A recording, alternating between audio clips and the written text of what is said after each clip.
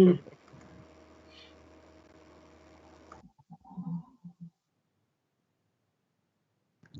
so welcome everybody, and especially welcome our visitors from Daventry. Thank goodness for that. We're all live. I'm sure there's some strangeness about coming to a crematorium. Anyway, welcome to everybody, especially those that are joining us from the general public, if there are any, and all of you from Daventry. We've got an exciting agenda today, as always, so let's get on with it. He says, oops, I've lost the plates on thing. As you can tell, never work with IT or children. True. So, minutes to approve from the last meeting held on the 3rd of November 2020. Let's say we can go through them page by page, or we can agree to them. Does anybody have anything to say on the minutes? I'm looking for anybody. Not from me. No. Yes, not from me, Chairman. Okay, well, on that, do I have a seconder for approval? Yes. Okay. Second. Excellent. So I'll virtually sign those.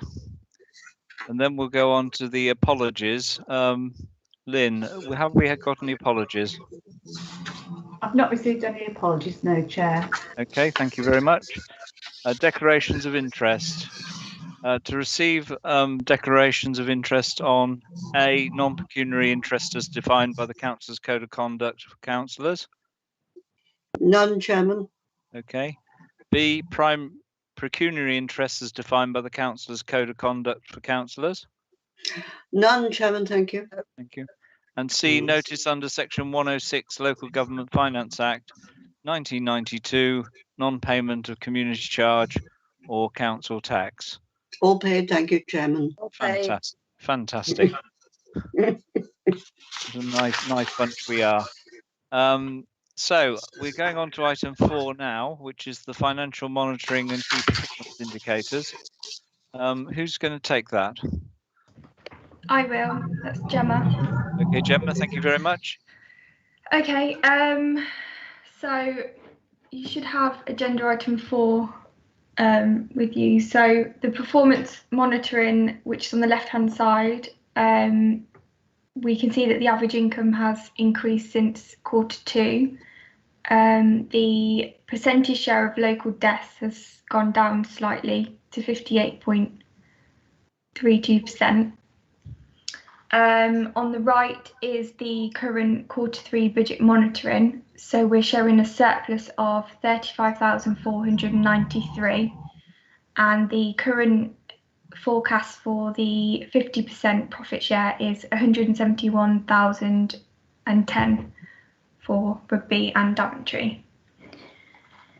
If we move on to the second page,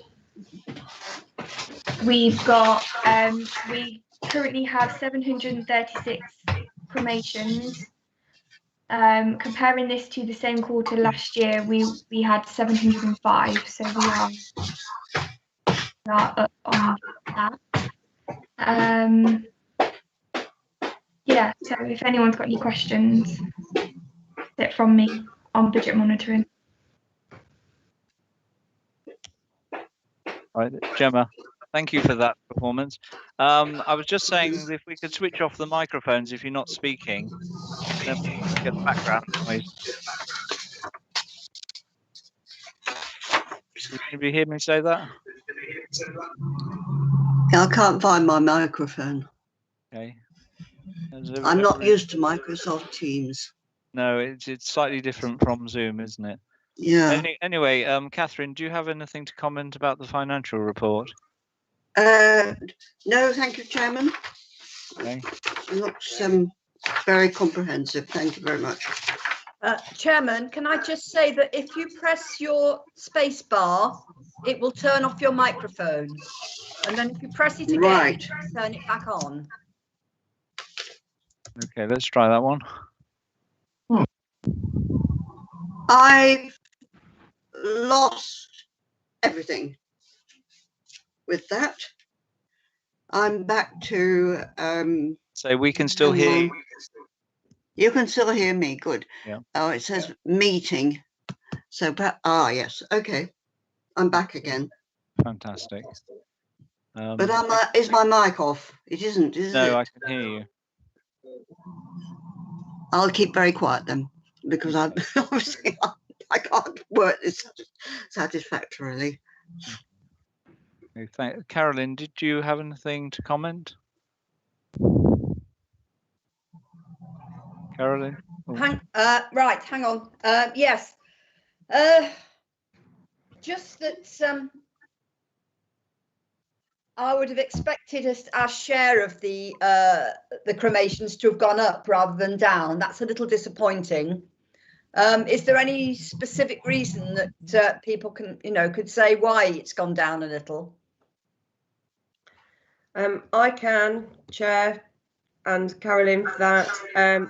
A lot of the problem is it's to do with the restriction on numbers. So we've only got 16 people in our chapel. A lot of other crematoria have gone down to the 1 metre plus rule, so they can have between 24 and 30.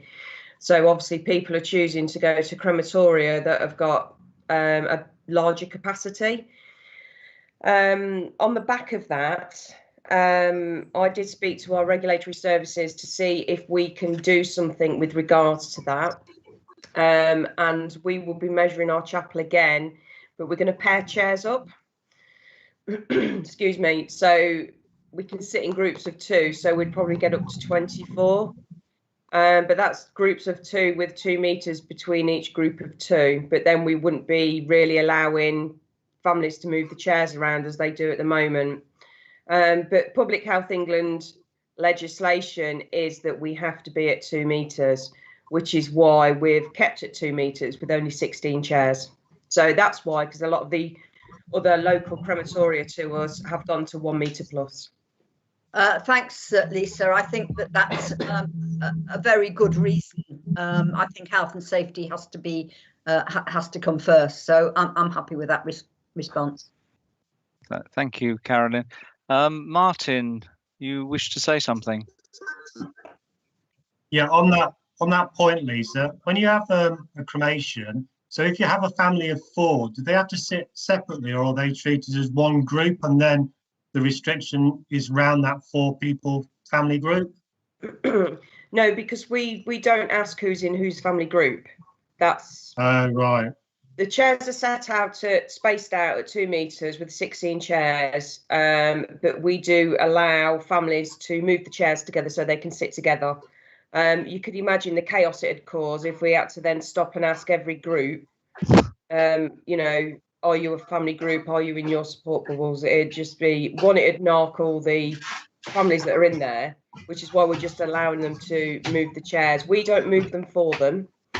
We move them back when we're cleaning down, but as long as we're setting our room out as it should be set out, and then it's up to them whether they move the chairs around. But it's still 16 people.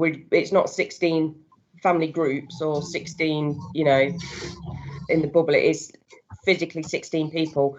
What we don't include in that is the minister or the celebrant and the organist and the funeral director, where some other crems That takes do. it to 20 straight away. So Canley, for instance, they've gone down to 1 meter so they can fit 30 people in. However, the coffin has to be placed into chapel first and placed on the catafalque. The funeral director and bearers have to leave, and then the family can enter. But they're not allowed to move chairs. So we've all got very similar restrictions. But again, it's enforcing those restrictions, because I don't know whether any of you saw what happened at Milton Keynes Crematorium. It was all over the news. And the chapel attendant walked in halfway through the service and made the 2 sons move away from their mum at their dad's funeral. He literally stopped the funeral and made them move back. And we don't want that, which is why we've got no issue with them moving the chairs around. But as I say, we are looking at pairing the chairs up and doing 2 meters that way. But then we would encourage the chairs not to be moved together if we did that. Well, That seems like a sense.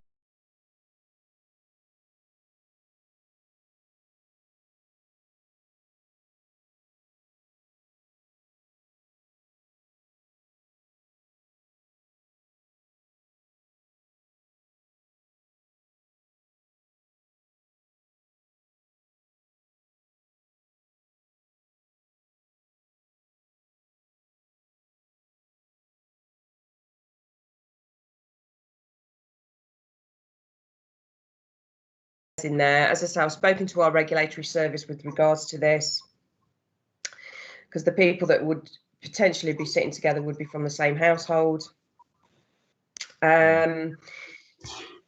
We might not be able to do it for the whole of the chapel. We have got, we have sort of discussed whether we can do it with just the front pews, so we can get an extra 4 people, so we can go up to 20.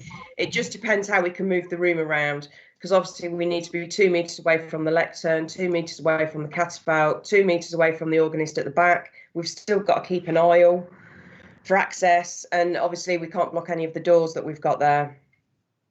So it's just going to take some. We've not been able to increase numbers by leaving them at 2 metres, but it may be slightly different if we compare the chairs. So that is, like I say, that is something that we're looking at. Although we have lost some of the percentage of the registered deaths, we are getting busier.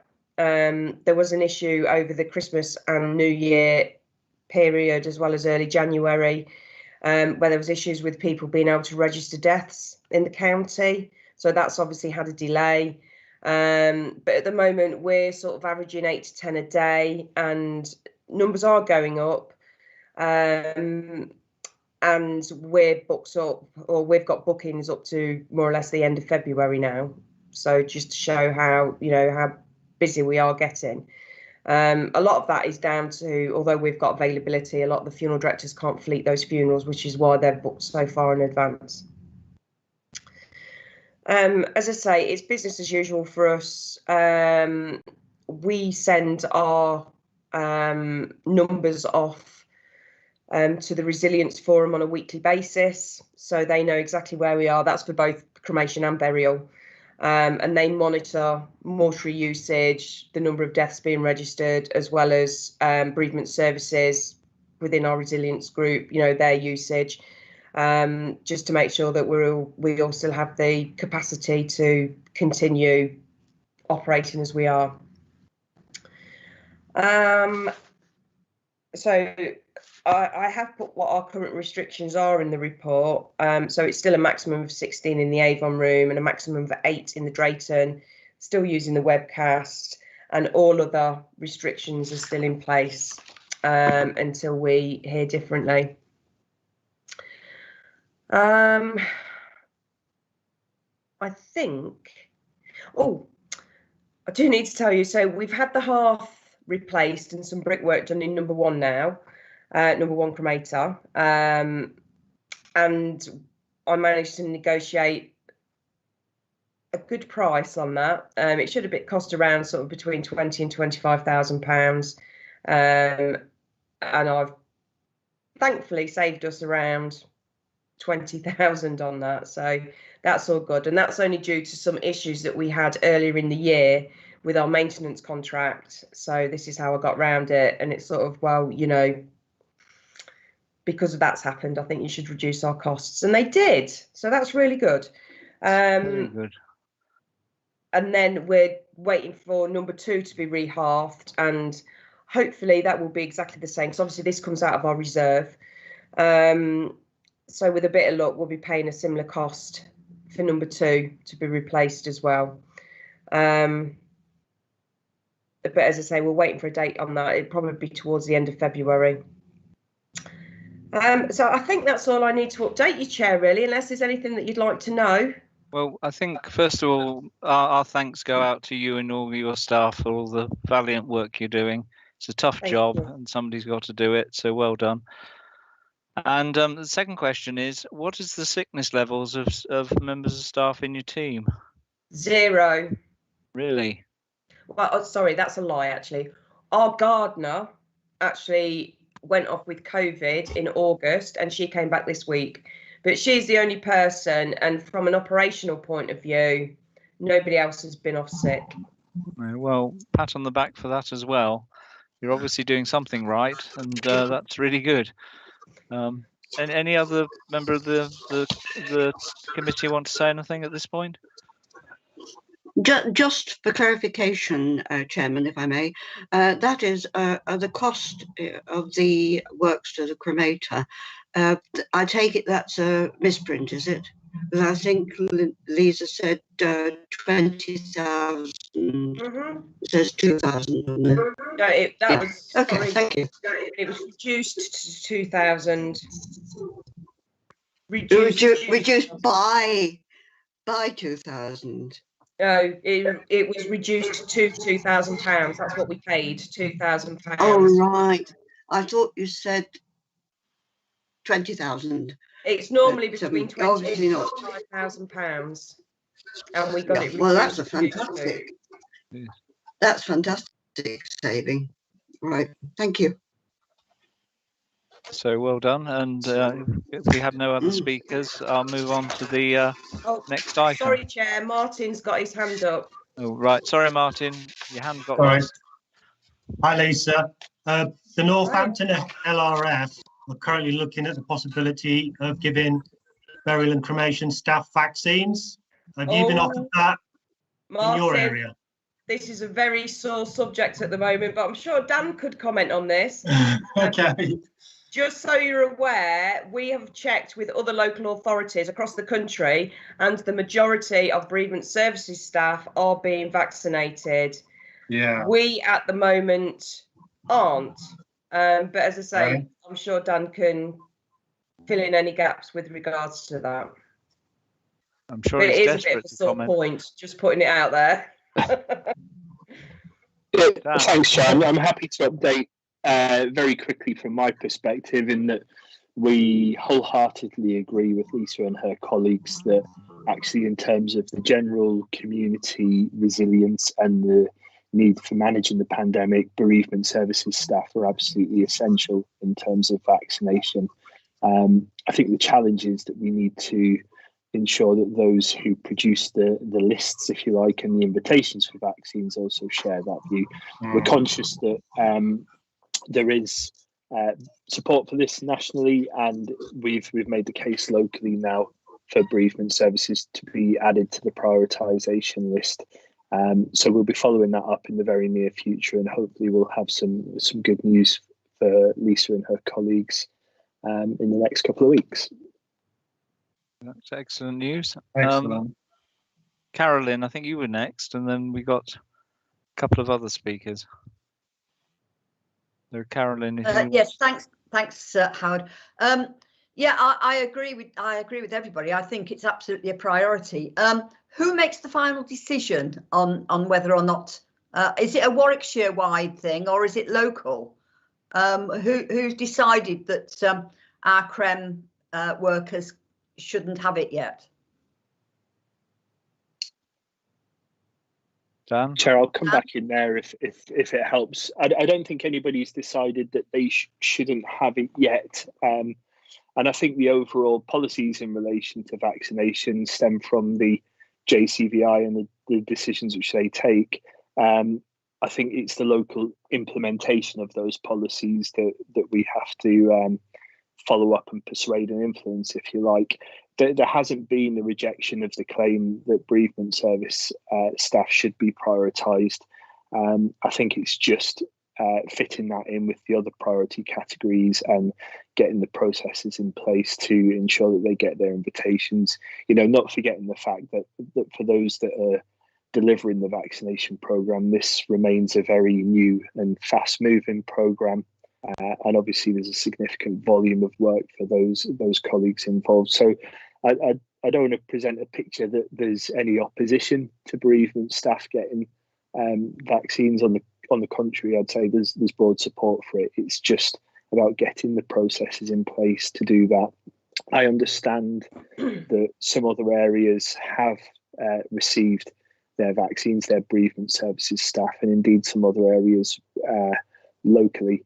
And my understanding is that is through direct relationships with the hospitals that are administering the vaccine and the ability to get on the lists that way. But we are pursuing this. We're absolutely of the view that bereavement services staff should be prioritised, and we hope to have some progress on it very shortly. Thanks, Dan. Especially as My son actually contracted COVID. He got it from his boss, who got it at a funeral. So this is quite close to my heart. So I hope that you all get your vaccination very soon. I think we all do. And Ian, you wanted to come in next. Yeah, thank you. I'm not even sure about my position here at the moment. I seem to be down twice on the list of participants. I'm quite sure why. Never mind. I was going to ask Lisa if, when she was giving her report about the cremators, whether or not either of them are out of action because of the requirements for maintenance. No, they're absolutely fine. Thank you, Ian. It's obviously the condition of the hearth is no problem at all. I mean, we've run cremators in far worse condition for that for 30 years. But it's just nice to have them done, you know, because it makes sense to have them done at a similar time. Oh, yeah. Okay. So who is looking to speak now? I think we've got nobody. Sorry, Right. Chairman. I thought, Catherine, do you wish to say something? I think you've got your mics on. Hang on.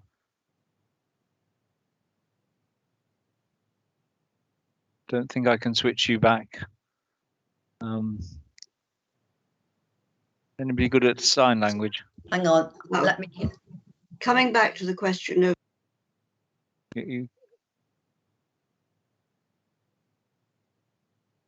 No, she's still locked out.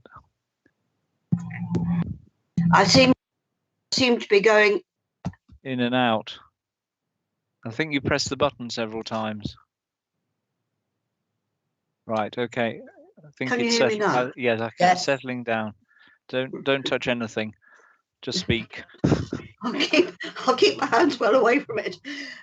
Yes, I was wondering, and obviously there are a number of groups of people, for instance, bus drivers, who are in contact all the time with the public, and you know, sort of there are obviously priority groups. But I wondered if we, as a committee, could write and press the case. Is there any point in that? I do think it is so important. Our staff, we have a responsibility to our staff. Yeah, I mean, I agree from the point of view that these people need the vaccine.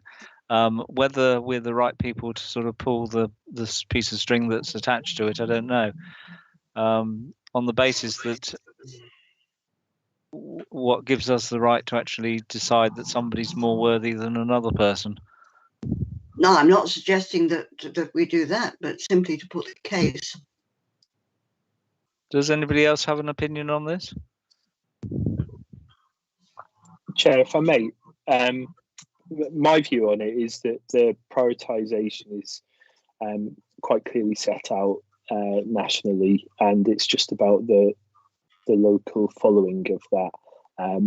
I've no reason to suspect that our local colleagues aren't following the national prioritisation. I just think that we have to make the case as a group of officers and say that the guidance is seemingly the bereavement services staff should have early access to the vaccine, and can we do everything that we can to expedite that process? So to offer you some assurance, that is something that as a group of officers we are doing. My humble opinion is that I don't believe that any additional pressure would actually speed up that process at the moment. I think it's just a matter of allowing colleagues to work through the lists and work through the processes and get those vaccinations in place.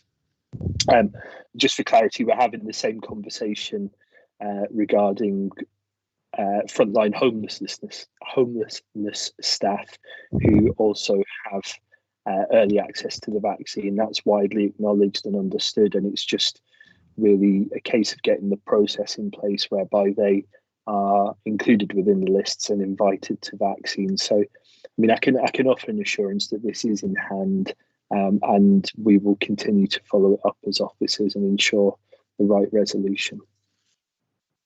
Thank you, Dan. Thank you, Chairman. Does people happy with that? Yes, Chairman, thank you. Okay. Lisa, you've got your hand up. It's okay. I was just going to add on there that Warwickshire Resilience Forum, or CSW Resilience Forum, seems to be a little bit behind. So they've been contacting only in the last couple of weeks funeral directors to go and have who can put their staff forward for the vaccine, whereas Leicestershire and Northamptonshire, they've already been done, along with Crem staff. So I think it's just our Resilience Forum, dare I say, is a little behind. Okay. Mm. Okay, well, let's hope they speed up soon. Okay, the next item we've got on the agenda is the date of the next meeting. Do we have any preferences, Lynn? Hello, Chair. Normally your next meeting would be around the third week of April, so week commencing the 19th. If you wanted to go for the Thursday again, that would be, I think it's the 22nd. Yeah, I would think that would Check. Yeah, Dan? Could I just come in with a slight spanner in the works there? Obviously, colleagues in Daventry District Council will be going through a process whereby the Unitary Council is established over this period. And I just think there's a need for us to clarify with our legal colleagues what we need to do constitutionally in terms of that. So presumably this will cease to be the Daventry and Rugby joint committee, will be the West Northampton Rugby joint committee. So my recommendation is that we actually just pause on the agreement of the next date, just in light of that upcoming change, ensuring that our legal and democratic colleagues are confident with the arrangements that we're putting in place. Just my suggestion. I don't know if Martin's got a view on it. Martin, do you have a view? Sense, Dan. Yeah, that probably makes sense. I haven't got any lead yet on who will be dealing with the crematorium going forward, whether it'll be myself or whether somebody else will. And the executive directors for the services aren't yet fully in place. So if we could postpone by a few weeks, it would probably be worthwhile. Yeah, I think that's a sensible thing to do. So on that basis, Lynn, we'll wait until we've got further instructions. Yes, thank you, Chair. We'll organise it at a later date. Thank you. Okay. We now get into item 7. Which Sorry motion? to interrupt, Chair. Yeah. Can I just jump in on that? Yeah. Just with regards to obviously Daventry changing, if it would be possible for details to be given what your, dare I say, your new name will be, because I've got a lot of things that I need to change with sort of on a statutory point of view with re-registering our details. Okay. Because obviously we won't be Rugby and Daventry anymore, so I need to re-register everything for our operational permits and things.